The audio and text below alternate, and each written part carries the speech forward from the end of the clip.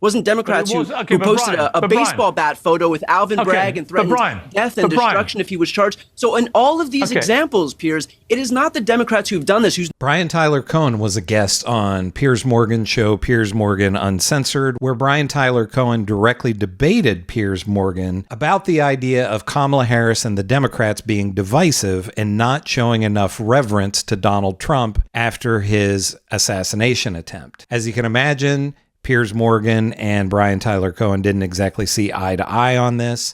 We're going to take a look at clips from Piers Morgan Uncensored, as well as Brian Tyler Cohen's own show. I'll share my thoughts from time to time. Let's check this out together. One trick that Kamala Harris missed in her speech, it was not a bad speech at all. But one thing she didn't do, she didn't allude to the assassination attempt on Trump. And it's only been 9 days since someone tried to murder Donald Trump and actually shot him in the ear, killing him by a quarter of an inch. Would it not have been a smart move in between calling him, a sexual predator and a con man and a fake and blah, blah, blah, blah, blah, very ad hominem stuff? Would it not have been a smart move in terms of unity had she just taken a moment to acknowledge the assassination attempt and say how pleased she was that he survived it? Something of that nature. Piers, I find it so bizarre that the onus is always on the Democrats, is always on the adults in the room to create unity. Where was everybody for the last 6 years calling for unity when Donald Trump was president? And, as far as the violence is concerned, I feel like any effort to try to pin, again, the onus on Democrats in terms of lowering the temperature in this country is just a testament to the fact that the Republicans are graded on the curve. Remember, it was not the Democrats, while we're talking about political violence, it wasn't the Democrats who laughed at Paul Pelosi being bludgeoned with a hammer.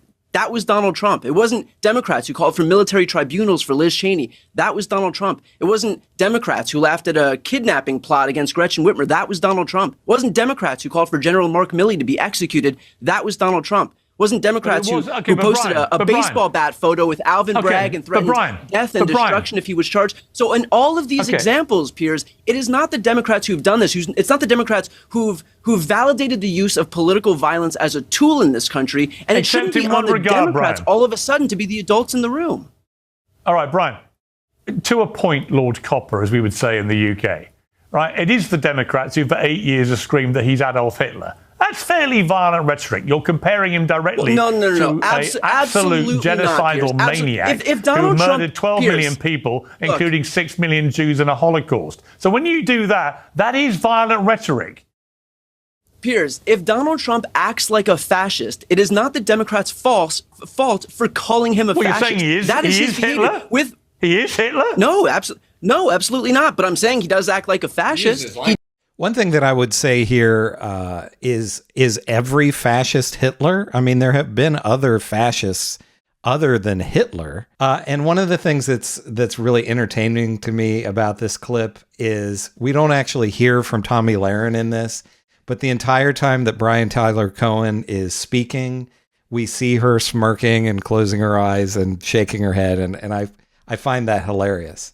He does want to consolidate power in the executive branch. He does want to send the military into American cities. He does want to. You have no problem comparing him to Adolf Hitler. I am calling him a fascist. That's what I'm doing. That was me on Piers Morgan's show, where I took on him and Tomi Lahren on this tired right-wing talking point that suddenly the onus is on Kamala and the Democrats to call for unity in the aftermath of Trump's shooting.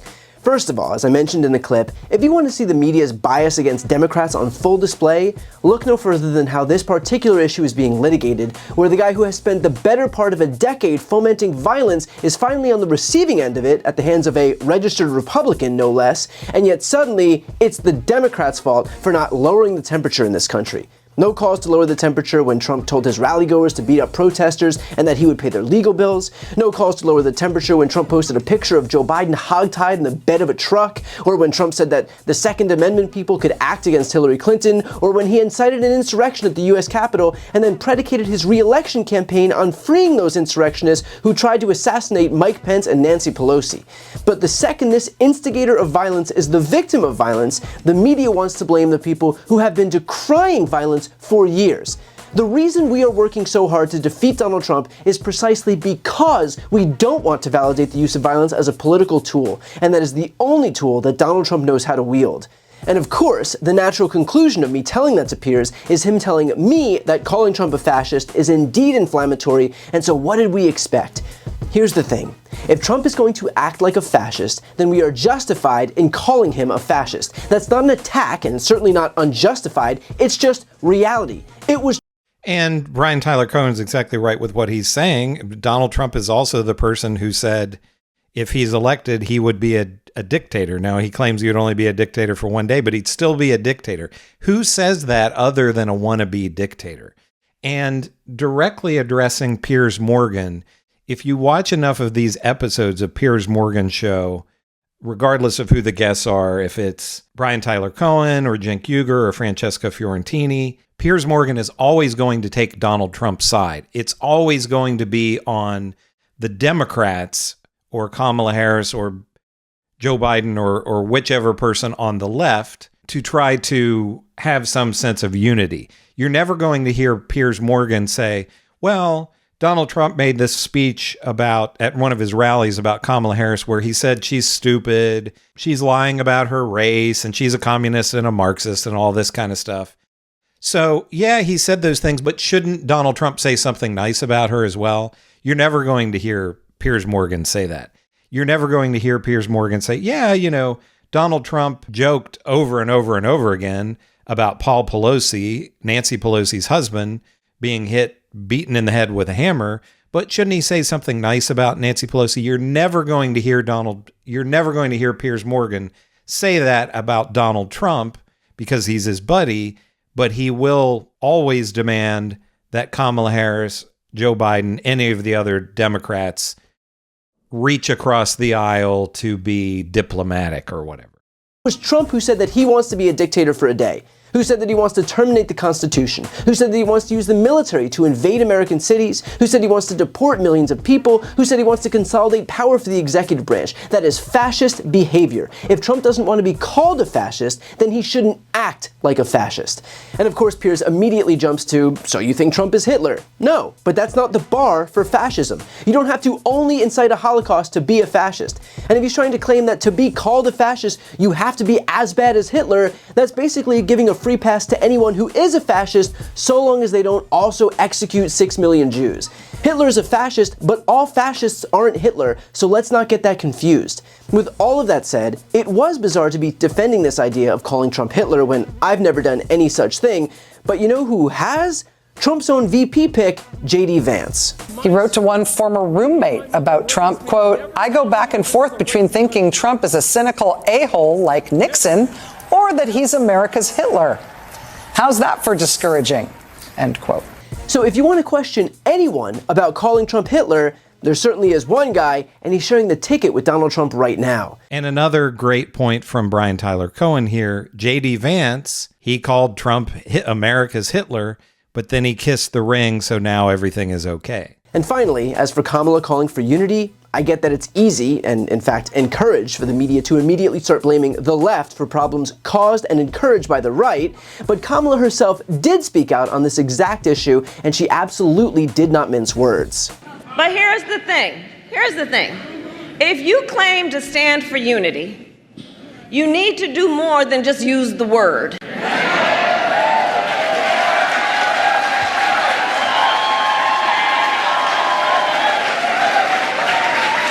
You cannot claim you stand for unity if you are pushing an agenda that deprives whole groups of Americans of basic freedoms, opportunity, and dignity.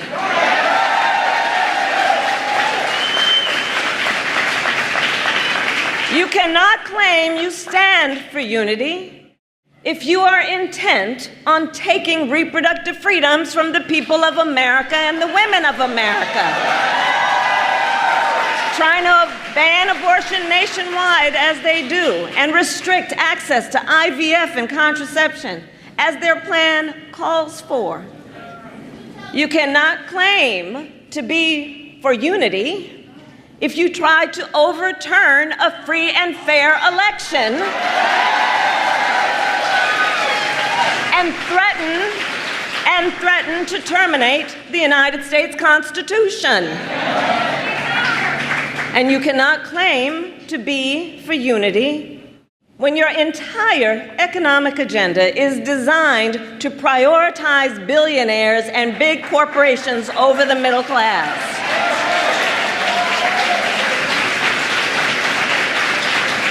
We're too busy watching what you're doing to hear what you're saying. So again, it is beyond telling that the moment Republicans become the victims of the same exact brand of political violence that they've so gleefully wielded for years and years and years, the first thing they do is diffuse responsibility onto the left. The GOP claims to be the party of personal responsibility. They might consider actually taking some. And one other word that I would use besides fascist that Brian Tyler Cohen doesn't use is bully. As we all know, Donald Trump is a bully. So many of the Republicans and people within MAGA and on the right are bullies. And what happens when you stand up to a bully? You know, they punch you in the face and then you punch back. It's, oh, how dare you? Why are you so violent? And this is exactly the game that Donald Trump and Piers Morgan on Piers Morgan Uncensored in defending Donald Trump, and so many of these MAGA pundits that go on these shows throw out against people like Brian Tyler Cohen, and Cenk Uygur was recently on Piers Morgan's show. And over, multiple times I have this on my channel, multiple times in the debate, Cenk Uygur denounces violence and says, people on the left should never use violence. It's wrong. It's stupid. And Piers Morgan just keeps saying, yeah, but what about when the left does so-and-so? So Piers Morgan doesn't care. Piers Morgan claims that he's not a right-winger over and over again on his show. All you have to do is watch his show and see him defend Donald Trump and attack Kamala Harris, and prior to Kamala Harris, Joe Biden, to see that Piers Morgan is a right-winger. But great stuff here, I feel, from Brian Tyler Cohen. But make sure to leave me a comment and let me know what you think. Did Brian Tyler Cohen get the better of Piers Morgan, or was Piers Morgan correct in what he had to say on his show? Make sure to leave me a comment, give me a like, and subscribe. This channel is growing really quickly. Just a couple of days ago, I was at 10,000 subscribers, and now I'm up around 17,000. So thanks to you, your likes and subscribes, I'm growing quickly. I want to keep growing so I can bring out more content like this. So make sure to subscribe if you haven't already. Thanks for watching. This is Chris on Culture. I'll see you in the next one.